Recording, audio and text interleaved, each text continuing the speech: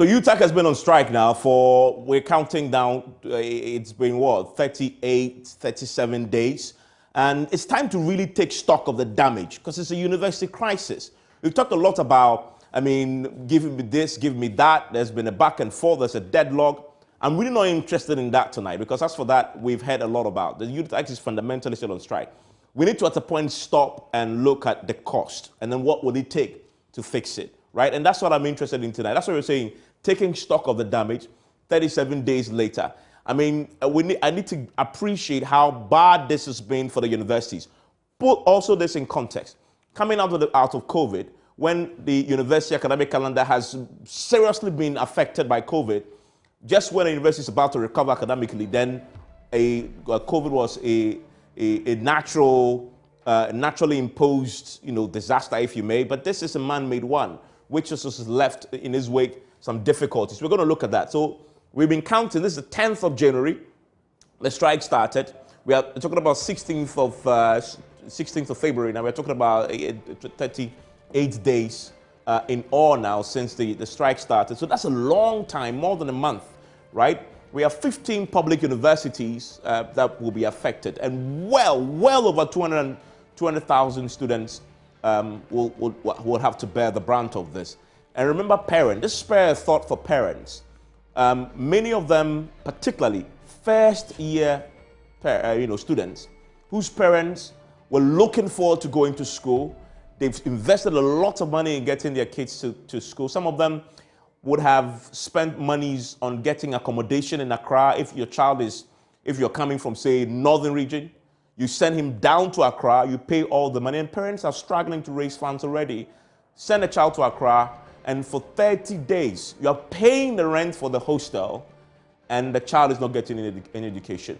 The thing is, when the university comes, they have to now readjust their calendar. So you're going to pay even far longer than you actually planned. That is going to have a burden on the purse of the student. So we're going to definitely be looking at that. Now we have the key issues here for some of the key issues in terms of 15 public universities. Now one of the things I wanted to also show you today is also the thing around what we expect to be the academic calendar. This is the academic calendar as we know it.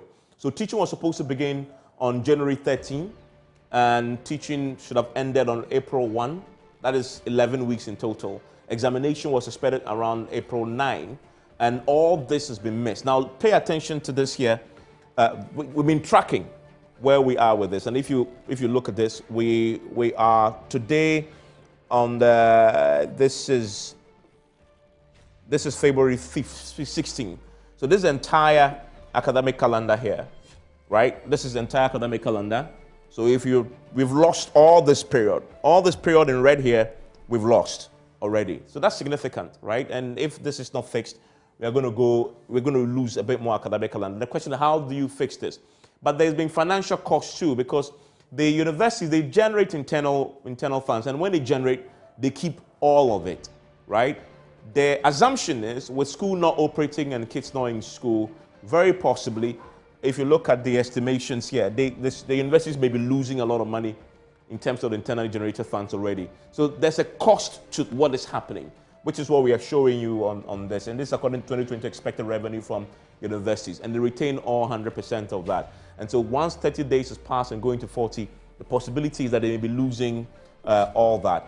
In terms of the background to all this, we know already. The injunction the court has upheld and said UTAC should go back. UTAC says they're still consulting with their lawyers, waiting for the certified copy of the judgment before they make a decision what to do. So there's no clarity, and they are not back yet. Fundamentally, tonight, as we speak, 24 hours on from that court judgment, we have no clarity yet when UTAC will go. Maybe tonight we'll get some clarity, but there are real people affected by this.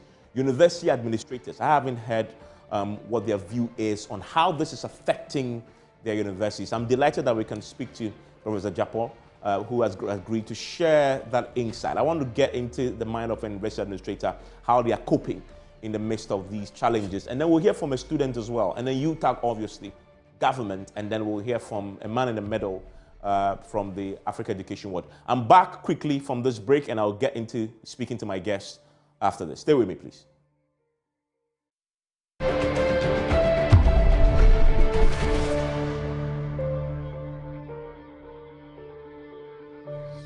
Thank you for staying with us on PM Express. Let's get right into it because there's a lot I want to get through to you tonight. If you're a parent, you want to pay attention to the conversation. You may learn a few things and possibly help plan. And so my guest joining me right now via Zoom is Professor John Owusu Japon. He's the Vice Chancellor of the University of Health and Allied Sciences. Prof, thank you for your time here on PM Express. Thank you for having me. Yes, I didn't check the scores, but I hope Liverpool is Liverpool is winning against Inter Milan. Let's see. It's goalless as at now. Okay. But, okay. Let's pray it changes in your favor before we end. Also joining me tonight is the spokesperson for the Education Ministry, Kwesi Kwarteng. Grateful. Kwesi, you are not a supporter of Liverpool, so I'm not going to bother you with the scores. Maybe you're not even a football fan. But Kwesi, thank you very much for joining me. He speaks for the Education Ministry. Also joining me in the studio is Kofi Asare. Always great to hear him talk on these matters. I hope they've been trying to do some measurement of the real impact of this on academic work, because I really want to get into that with him. He is with the Africa Education Watch. And Dr. Samuel Nkumban with the UTAG is also joining us via Zoom. And I'm delighted that we can speak to a level 100 fresher, Saeed Mohammed. We haven't heard enough from that group of people. They're really affected by this. I really want to get into hearing him talk to us about how all this is affecting him. There are real people whose life have been affected by this. But Prof, I want to start with you, Prof. You are a university administrator, Vice Chancellor of the Public University. I mean, how has it been? How have you been? What has been the impact on your university? I think the impact on our universities in general has been rather dire. As you alluded to earlier, we have been battling with trying to recover the time lost as a result of COVID. And we are not out of the woods yet.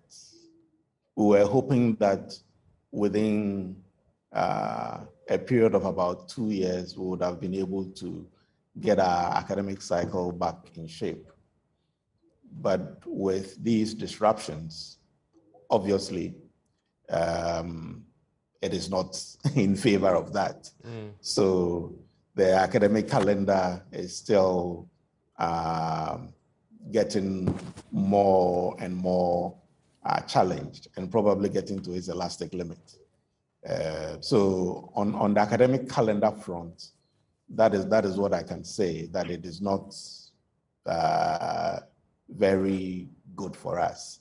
And we're not even sure how we'll be able to recover the time, even if today or tomorrow UTAG were to call off the strike and were to get back into our normal academic work. It will take us a bit of time to be able to get back to our usual August to July academic year. I mean, so for your university, for example, when were you hoping to wrap up this semester? I don't have my academic calendar in front of me, but we were hoping that if we were able to compress the academic calendar with very short vacations, we could probably have finished the academic year within 10 months instead of 12 months. Okay. So if we start in January, as we were hoping to have started, then we could have gone to maybe sometime in October, thereabout. And then the next year we'll try and recover again and see if we can get back to the July academic year. So clearly there is a challenge. Oh, and already you've already lost a month, and you've Yes, we and have second lost a month month already. already. So, yeah. I mean, so for academically, for all the things have been your plans, well-laid plans have all been affected by this. I mean, you've been a university administrator for a while, and knowing what COVID did to your academic calendar, normally, how does it have an impact on the education that you hope to give to those who are under your care? Does it affect quality because then you're going to compress a lot into a time frame that you normally wouldn't, because you've been compelled to do so? What were the lessons you learned from COVID when you're trying to recover, and how will this current Well, instance then complicate that? we didn't finish recovering from COVID, and this one came in. Okay. You know, the typical semester is usually 16 weeks.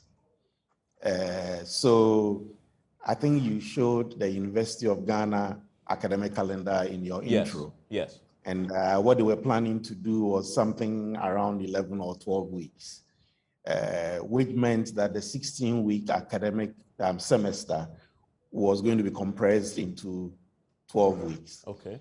And normally you cut down on maybe revision time. And then also if you're going to use 2 weeks for exams, you may end up using 1.5 weeks for exams. And then if students were to go for maybe 10-hour-a-week lecture, you end up making it about 12 weeks. 12 hours a week. So it's an issue of compressing within the time frame that is available. So once you do that, there is clearly some give and take. You put a lot of pressure on students, and not just students, but also faculty also are under a lot of pressure. And I dare say that almost every time UTAG goes on strike and comes back, the work that was pending have to be done. And then there is a lot of pressure on the faculty and the students, and everybody is just running on edge. And it is not very good for teaching and learning. So clearly there is a problem. Will this affect quality? Well, we may pretend it doesn't affect quality, but clearly some amount of quality, in my opinion, can get lost. We haven't even started evaluating the impact of moving from face-to-face teaching to online teaching. Many institutions have used the hybrid approach, doing some online teaching and then some face-to-face teaching. And I have always held a view that for those of us in the health sciences, it is not necessarily the same. You can use all kinds of computer models to try and help to teach students. But if you are studying midwifery, we have a schedule. You must deliver 20 babies within a certain time frame, and there are different presentations that you should have gone through. And it's not the same. Being in the labor ward and doing deliveries is not the same as looking at simulations on computers. And I've always asked if, I don't know whether you are married, Evans, but if your wife were in labor, would you prefer to have somebody who has had on-hand experience to deliver your wife, or to have somebody who has had computer simulations to do that? I want the latter. It is very clear that something gives, but it is possible to recover that with a lot of dedication from both faculty and students. We need to apply ourselves and ensure that we make the time available and a conscious effort to recover. But something usually would give. I mean, let's also quickly talk about, I know you have to jump into another meeting, so are the universities losing money? Because you're running now, electricity still on, I just showed your internal generated fund that you expect to make. How is this, we talk about academics, how is it going to affect your bottom line? I mean, and your, all that? Well, it definitely affects our bottom line. In terms of losing the inflows per se, one would not expect that to happen. Because if you have 100 students and everybody was supposed to pay 100 cedis, the fact that there are some disruptions doesn't mean that students will not pay their fees. They will pay their fees, so you get your 1,000 cedis. However, as we speak now, all our the bills for our municipal services and all that are being paid for. Every other week, I get a bill on cleaning material for our hostels and all that. The students are living there. They are not doing what they are supposed to be doing, but we have to do all the cleaning and other services that we have to provide. Then the strike is over, and then the students come back. And then again, we have to pay for that bill again, so we end up paying double. But you cannot ask the students to pay double fees. So there is clearly some loss of money through unexpected expenditure.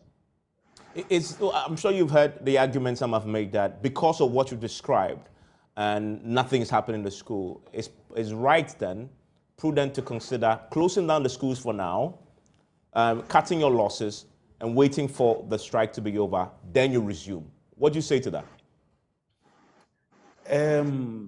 Yes, those discussions have been had, and I'm sure when we get to that bridge, we would cross it. The issue has been that there's been a lot of talking behind the scenes, engaging UTAG, engaging the Ministry of Education and the Ministry of Employment. And almost always you get the impression, oh, it's almost over, we are at the end. But it never happens, you know? Yeah. So yes. we also need to be very careful. I mean, look, I have here in Ho, I have students who have come all the way from Wa, from Tamale, from Sekendi, from all over the country. And then you ask them to go home. The costs and the risks involved is quite challenging. I know those who live pretty close would have gone home to go and live with their parents to save on their little income. I mean, sorry, their little money that they are supposed to use to take care of themselves. Yeah. But it's a decision that we make after a lot of consideration. Have you had to meet to face this, consider it, and say, what do we do here? Do we close or do we continue? Oh yeah, that discussion has been had. I mean, there is no doubt about that. That discussion has been had, not just at UHAS, but I know on all the other university campuses. And as vice chancellors, we meet and talk. I was in a meeting today. I mean, and once I leave this meeting, I'll go into another meeting. So we are talking. We want to ensure that there is minimum inflection of undue challenges to the students in particular. And that is the reason why we are hastening slowly. As far as closing the universities are concerned. So I get a sense that fundamental reason why all the universities, including yours, still remain open. You're considering those who have traveled for so long and come. If you close, you have to travel back. So you keep them and hope that this is resolved. Yes. Okay. And we've been hoping that it will be resolved tomorrow, and the tomorrow never comes. That is the challenge. I mean, I need to then ask you, it begs the question, what happens? We've waited for 38 days now, right? What happens if this is not resolved anytime soon? What happened? What have you considered the worst case scenario, and what will you do in your school? Oh, the worst case scenario would be to close down the university. That's the worst case scenario. Okay. But as you know, some decisions have been made in the courts in the last 24 hours or so.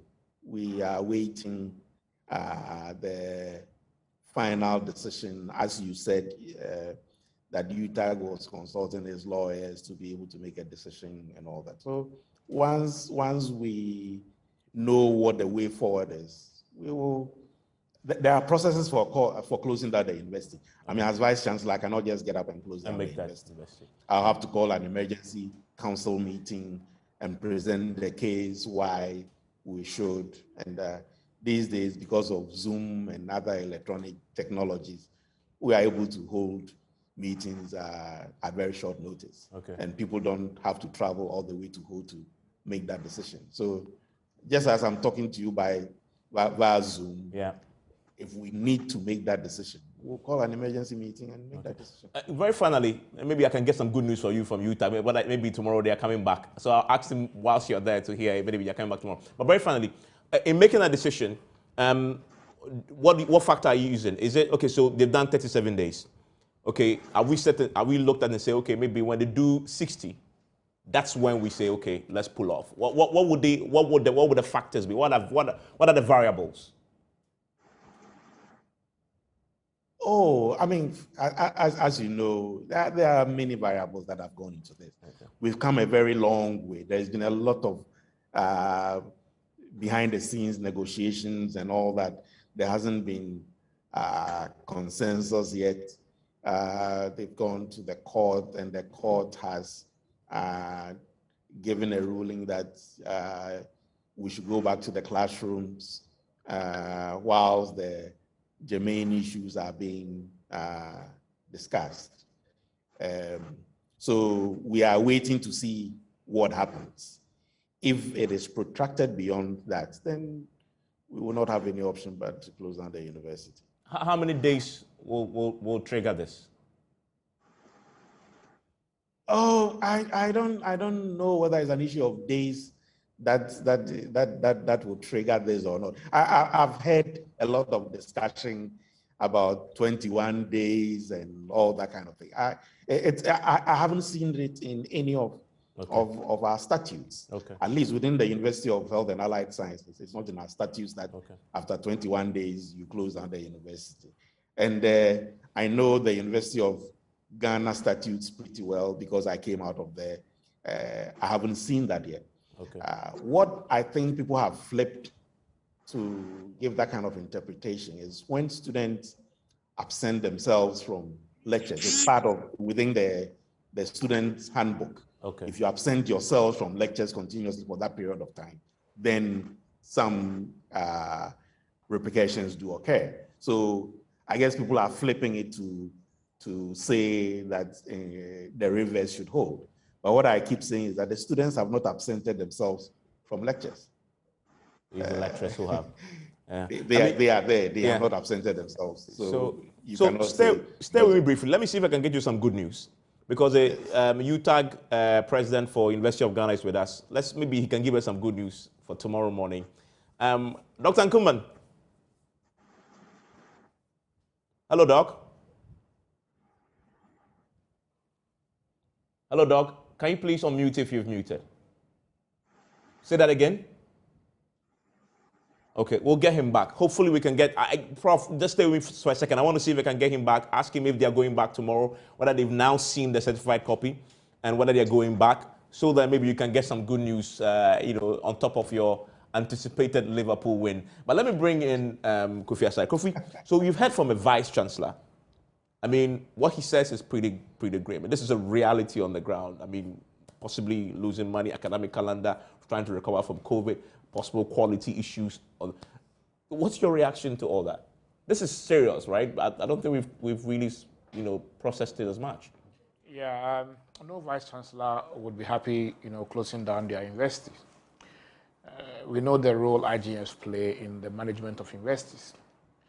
By 2019, IGF was contributing to about 20%,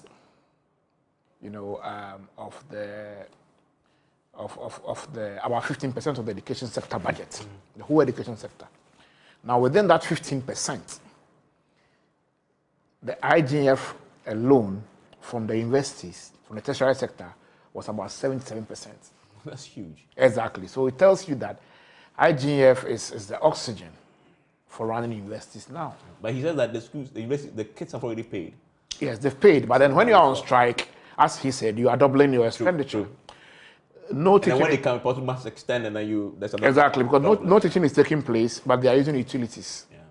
They are using utilities, and that's one of the heaviest expenditure, in the universities. And so, it is always of economic concern when students are in school using utilities. You are spending on recurrent expenditure, whilst the primary object of the institution, which is teaching and learning, is not taking place. You definitely would be worried. Now, if you have to vary the timetable, you are incurring extra costs. So you always keep asking yourself, to what extent can I accommodate a 1-week strike, 2-week strike, or even a 1-month strike, or if you like, 20 days of no teaching? How can we accommodate 60 credit hours lost, within a 16-week academic calendar without stretching it? Immediately you stretch it, there are cost implications. And Prof admits they're already stretching it with COVID because they're still trying to recover. They haven't finished recovering yet. And then this. So Exactly. This is COVID derailed the tertiary calendar starting from September so starting in January. in January. So we are trying to do catch up. We are trying to do catch up to ensure that in the next 3 years or so, we are able to come back to September. And how do you do that catch up?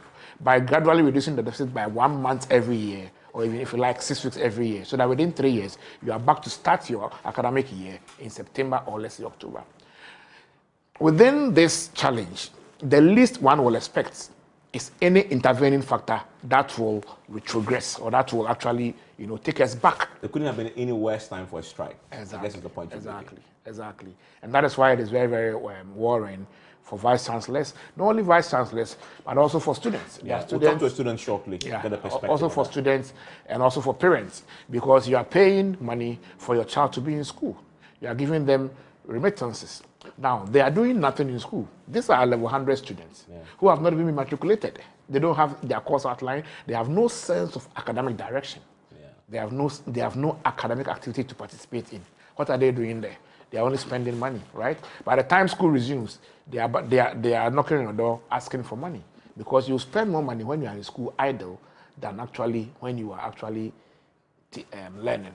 So the impact on the institution, the impact on the household income, the impact on government is all on the economy side very, very significant. I'll give you a comment on the quality issue shortly. Prof says you can't run away from how this might impact on quality. I'll get your thoughts on that shortly.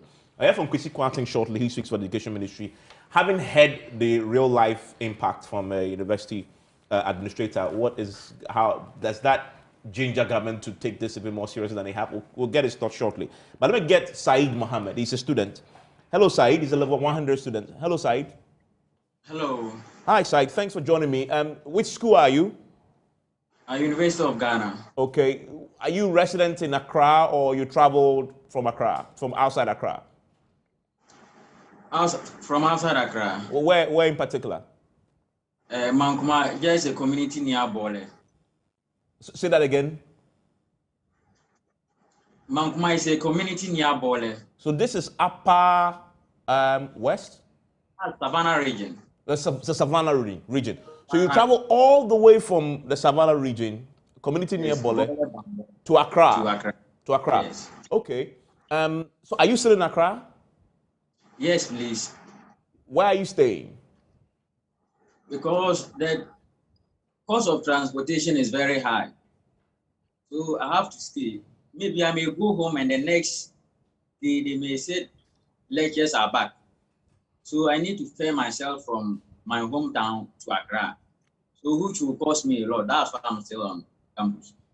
So are you on campus? Do you have an accommodation on University of Ghana campus? So no, I'm non-resident here. You are non-resident? Yes, I'm staying at Medina. Oh, so you are paying for accommodation in Medina? Yes, please. So how long did you rent? Are you renting this place for? For now, I rented there for 2 years. Okay. Okay. And so what it means is that you're locked in for 2 years and you're hoping to wrap up, go back, and of course you're using money that you naturally would have spent during active academic hours. How is it affecting your finances? It's not difficult. It's difficult there. Even I have to fare myself from Medina to campus at times to have access to what we have to do. There are times we go in there to have access to the Wi-Fi. Even the cost of buying data is very high. So at times I have to move there to go and have access to such facilities. Okay, I mean, but you have enough on you. Your parents are giving you enough money to survive on for the last. How have you coped in the last 30 days, 38 days without lectures?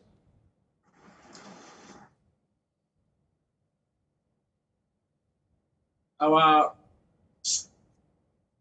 without lecturers here, it's boring. It's boring. We are level 100 students, and even we don't know the course outline. Okay. We are just stranded. So we don't know anything concerned about academics per our course. So we are just around waiting for lectures to resume so that we'll all go back to the lectures hall. I see. Well, what are your parents saying about this? Have you been in touch with them? Oh yes, always my mom will call me, oh, have lectures resumed back? I'll say no. They say, hey. And they are giving me option whether I should come home or I will be there. I said I will be there. Even transportation is not easy. So I just decided I will be here. Okay. So you agree with Professor Japon when he says that the decision is that because of people like you and students like you, they shouldn't close down the universities yet. They should wait until they see. You agree with that? Yes, I still agree with him. Okay. Yes, maybe those within that it will favor. Like let's say those within Accra,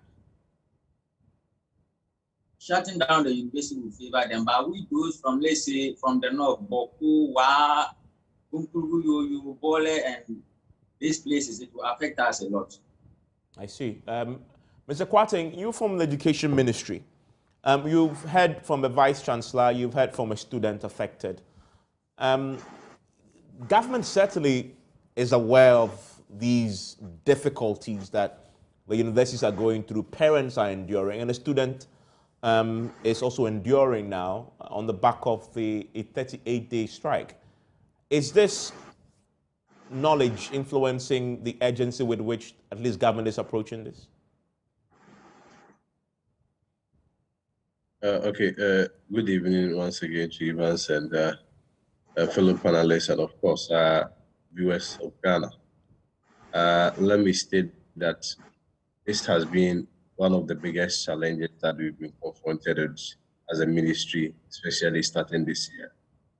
And then one thing that probably we may all have to appreciate is that a lot of us are even directly affected by this whole strike action, because a lot of us, we find ourselves also still being students. I mean, those of us who may not necessarily even be students may have their kids, their children, their wards in school. And so we appreciate the enormity of the challenge that we find ourselves. And is very frustrating. I personally have always been trooping in and out to University of Ghana campus, and at every point I may have to see students who are stranded and probably do not know what to do. And so yes, we really acknowledge the problem. We initially even wish we hadn't even gotten here in the first place. But then, of course, I mean, labor issues all over the world is more or less inevitable. And both government side and even UTAG had tried in many ways to resolve this impasse. It was unfortunate that a lot of their engagements were a bit inconclusive. There was no consensus building. So, but bottom line is that we need to move forward. We need to admit there is a challenge. We need to solve it. And I'm happy that ultimately we've got into this stage, even though as of now, UTAG had not necessarily called off the strike. We believe that it's quite progressive. At some point, litigation needs to end. and then we need to make progress. And hello, Mr. Kwati. Okay, we lost him. I'm still waiting to hear from the UTAG rep, Ms. Nkumban, just to get clarity on these talks that we're having with their lawyers. Once I get that, we'll get clarity for you. Last night, they were clear that they were not going to go back today, but we don't know when. Maybe there's been a change in that. Mr. Sorry, so yesterday, and Mr. Kwati will clarify for me, he was clear with me when I spoke to him on radio. The government position is that so far as the lecturers on strike, government will negotiate. They won't even make a counter offer. That is the position of the law and regulation in respect of the NLCs. Forgive me, Mr. Kwatin is back. Mr. Kwatin, you were making a point that when we lost you. Yes, yeah, Evans. I mean, in concluding, what I would say is that yes, we do appreciate that there was a challenge, and then we took a lot of steps to resolve the challenge. But then whatever step that we needed to take ought to have been taken within the framework of the law, especially when, as a ministry, we were not working in isolation. We're also working with other state agencies, like the National Labour Commission, like the Ministry of Finance, Ministry of Employment and Labour Relations. But ultimately, we find ourselves at this stage, and then we believe that there is a progress. Of course, even in the midst of the court's decision, we continue to appeal to our lecturers that after they go through the ruling and at least brace themselves with the ruling, we should be seeing things restore back to normalcy. And for us as a ministry or as a government, we remain very committed, we remain very open in addressing the concerns that were also raised by UTAG. I'm sure if you ask even UTAG, I have had the opportunity to sit in there, a lot of engagements, a lot of them formal, a lot of them to behind the scenes. And at no point did any of the parties demonstrated that they were not willing to resolve the issues. It was only unfortunate that a lot of the engagements that we had, parties did not arrive at consensus. But of course, even the court process is also another dispute resolution approach that we all know that we can use. Of course, I mean, the expectation was that parties would have been able to resolve their issues even without the court process.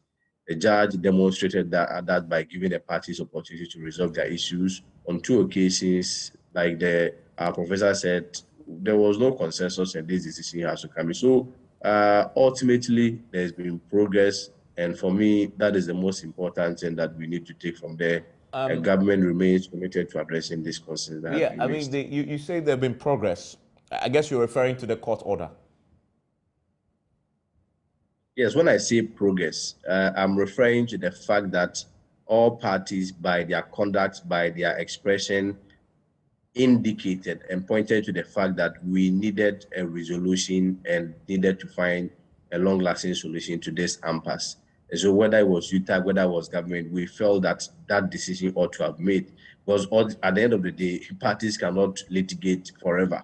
But the approach of ending this and then sitting behind the negotiation table was what was in a bit contention when we engaged informally. And today the court, I mean, that was yesterday, the court has at least shown us the path that this is the way to go. And I think on that note, there is some progress. Well, at the end of the day, we are going to see that parties are now going to have a basis, a reference point to sit behind the negotiation table, resolve all I get that, and that is dependent on UTAG actually going back to the classroom because there's still legal options available. But Evans, I have had the opportunity to be in a lot of the informal and behind the scenes engagement. I can confirm to you that even UTAG had never been happy about this whole strike thing. Of course, they raised valid points and very legitimate concerns that their employer ought to or needed to address. But if you look at their conduct, their expression, everything pointed to the fact that yes, our issues are valid, but we need this issue to be resolved. I'm not sure our professors of law, our very professors who are teaching us are only just interested in going on strike. No, that has never been the approach. The approach was to resolve this issue amicably. And for me, I do not envisage any demonstration of bad faith here. Of course, I'm unable to prejudice what the NEC or the leadership of UTAG is going to say. But from their conduct, from their posture, and the commitment that they demonstrated, the forthrightness that they demonstrated when they met government in resolving the issue, I'm of the firm belief that as soon as UTAG come out, they are going to call off the strike and they are going to listen to what the court have said. Okay, well, they are professors of law, and I believe they respect the law. Okay, well, that's we can speak to the UTAG UCC president, who is just joining us now. Dr. Samuel Bat Boydikusi joins us right now. He's a UCC UTAG president. Docs, thank you for your time here on PM Express. How are you doing, sir? I'm good, sir. The line is a bit faint. Okay, but I can hear you clearly. Can you hear me? Yeah, I think it's a bit okay. Fantastic. So, as of tonight, has UTAG taken the decision on the court order to comply and return to the classroom tomorrow morning? Well, what I can say is that we're still waiting for the legal team to draw the orders of the court, and so that was as of yesterday when we held a meeting in a discussion with the legal team. Mm-hmm. The indication is that they've still not been able to get the explicit orders from the venerable judge. So they're waiting to get that hopefully sometime tomorrow. And once that is done, we'll take it from there. Okay. Let me ask a direct question. Should I interpret once that is done, then we go back to the classroom? Well, I wish I could answer with a yes or no, but that is a decision to be made first by the National Executive Committee, made up of all the executives from the 15 branch or 15 campuses. And so as an individual, I cannot make that call. Okay. So wait till that is done, and then I'm sure in the coming days a meeting will be held to determine the way forward. Give me the mood among your members. Is there appetite to go back on the back of the court orders, or there's appetite to advise the lawyers to drag this out in court? What's the appetite like? I can say that it's not so good in terms of wanting to get back from the various campuses. You know, this strike has dragged for some time, and everybody is of the view that something must be put on the table for the lecturers to be able to return. And as you recall, UTAG has made a certain demand. Unfortunately, there has not been any counter offer from the side of the employer, and so the feeling is that at least before we get back, let us know what you have for us. But the employer has also maintained that, well, once you are still on strike or you are in industrial action, we cannot put anything on the table, and that is what has brought more or less the stalemate we find ourselves in. But what I would say is that at least, somebody must give us something so that we can make progress. We cannot continue to litigate. At the end of the litigation will not solve the problem. And so we hope that each party will make some compromises so that we can get out of this. So you're saying that the mood among the UTAG leadership, including yourself, is that you simply want to comply with the court order once you get. Is that a mood? Is that can I get the question again? No, I'm just asking. So is that the clarity? Am I getting the clarity that the mood among the leadership of UTAG tonight, on the back of the court order, is that you simply want to go back and not drag it out still in court? Oh well, as I indicated, I cannot speak for everybody, but when you spoke about the mood, I was just looking at the generality of our membership and the feeling on the various campuses. Yes. What was the feeling? Is the feeling that let's go back? The feeling is that something must give. The employer must give up something before we will go back in the first place. So that is the feeling on the very. And that feeling, has it changed at all with the court order now? I would say no. Okay. I would say no. It hasn't changed at all. It hasn't changed at all. Reading from the various social media platforms on the various campuses, reading from what is going on even among the National Executive Committee and all others, I don't think so. But we're hoping that we'll be able to make progress as we draw the orders of the court and then we engage the legal team. We'll be able to make a headway out of this. I mean, stay with me, Doc. Professor Japon, I needed to let you go. I was hoping to get you some good news, but I didn't have any for you. You just had the Utah president for UCC say the mood is actually to still continue this fight. Unfortunately, that is the bad news for you tonight. I mean, so that's where you are. This is going to be, you're not going to see your students back in class tomorrow. Well, I mean, sometimes I find it very difficult to make commentary on these issues because, as you know, I'm a member of UTAG, except that I have an appointment as a manager. So I'm caught between the twigs sometimes. And when we try to do the negotiations, you end up in a situation where government is not sure whether you are really on the side of government, and UTAG is not really sure whether you're on their side. And we are always caught in between the twigs. I mean, for us, we want harmony on campus. We have a job to do, and we will really wish that, as has been the case throughout history, every challenge that we have had on the labor front is always resolved through negotiations. Sometimes it goes to compulsory arbitration. And when it gets to that point, we are bound by law to try and resolve them within those boundaries. So we are hoping that by the end of the week, we will have clarity on where we will be headed. Yeah. And that will determine how we go as far as all the previous questions that you were asking me is concerned. Were concerned. Prof. So, but the good news is that Liverpool is leading Inter Milan by 2-0. Yeah, well, you got some good news at the end of the day. Thank you very much, Prof, for giving us an insight into how this is affecting university.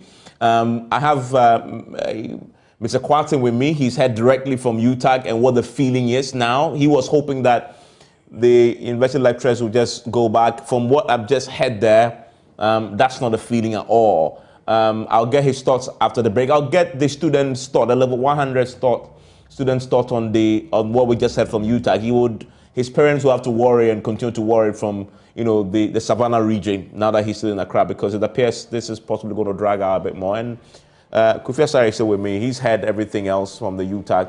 I wonder where he stands on how to address this right now with all the impact stories we've just heard on how it's affecting the university. Stay with me.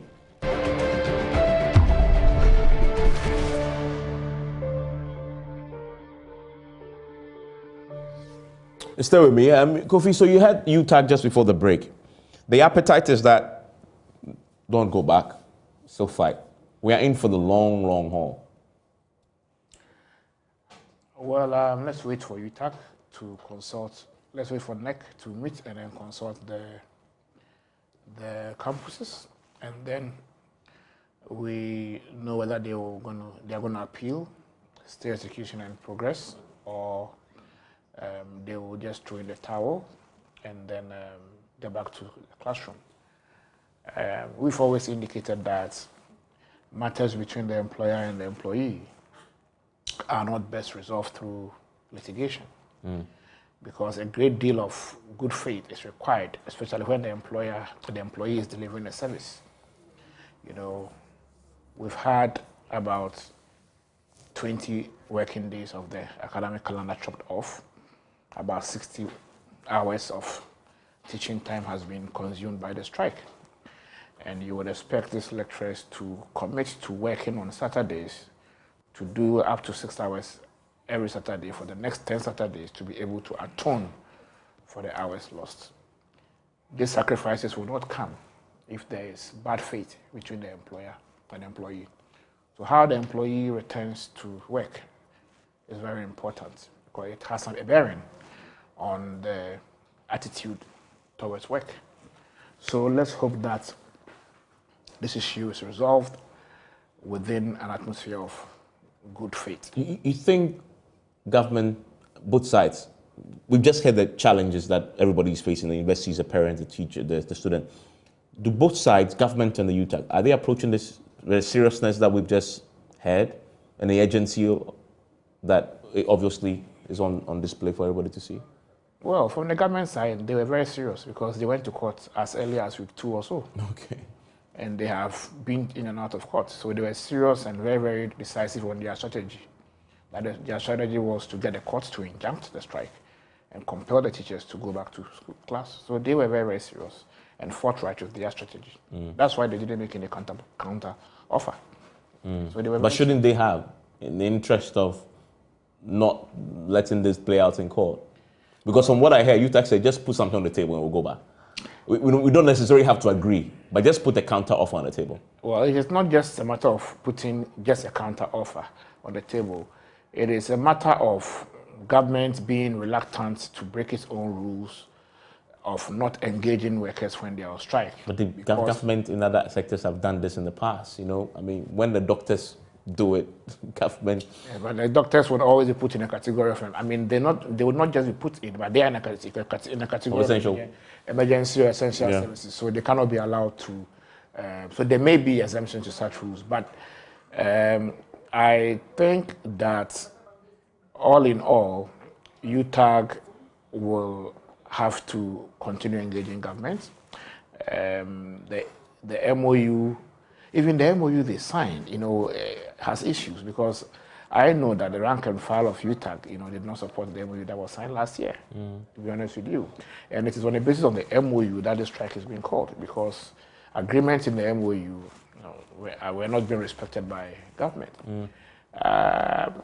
In the long term, what I will advise is that, I keep saying this, that perhaps UTAG will have to consider renegotiating themselves out of single spine because their demands cannot be met easily within the context of single spine without having a cascading effect on the entire public sector wage structure. And very quickly on the question of quality. Which government cannot afford economically. Quickly on the question of quality, Professor Japan was clear that it will have an impact on quality.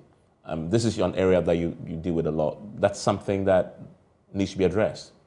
Yeah, I mentioned that about 60 credit hours have been lost. Yeah. And that can only be atoned for if lecturers agree to do more hours. And I have spoken to a lot of lecturers on campuses. The option available in these cases is to have Saturday lectures arranged where you are doing 6 hours a day, so that in 10 Saturdays, you are going to cover 60 hours, so that you don't compromise on quality. The challenge is that for most of the schools, like UPSC for instance, they are doing 6 weeks. They are doing 6 weeks virtual, 6 weeks in person, 2 weeks revision week, and then 2 weeks examination. So it will not be easy, but it's still possible to have these extra lectures virtually done, but then on weekends. So lecturers will definitely have to work for extra hours. So eventually somebody will have to take the bedding. So that quality is recover. not compromised. Well, gentlemen, thank you very much for joining me.